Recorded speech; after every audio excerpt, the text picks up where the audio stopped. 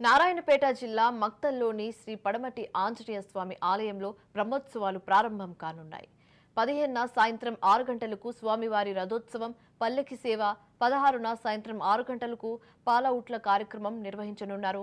మక్తల్ పట్టణంలో వెలిసిన శ్రీ పడమటి ఆంజనేయ స్వామివారు ఎంతో మహిమగల దేవుడని ప్రజలు నమ్ముతూ ఉంటారు.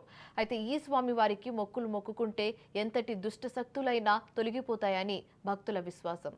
అయితే ఈ దేవాలయానికి ప్రతి మంగళవారం, శనివారం ఉదయం నుండి రాత్రి వరకు భక్తులు అధిక సంఖ్యలో హాజరై ప్రత్యేక పూజలు, అభిషేకాలు, అర్చనలు నిర్వహిస్తుంటారు. ఎన్నో విశిష్టతలు, ప్రత్యేకతలు సొంతం చేసుకున్న పడమటి ఆంజనేయ స్వామి జాతర ప్రతి ఏడాది డిసెంబర్ అంగరంగ వైభవంగా నిర్వహిస్తుంటారు. ఈ జాతరకు ఇతర రాష్ట్రాల నుంచి భక్తులు భారీ ఎత్తున తరలి వస్తుంటారు.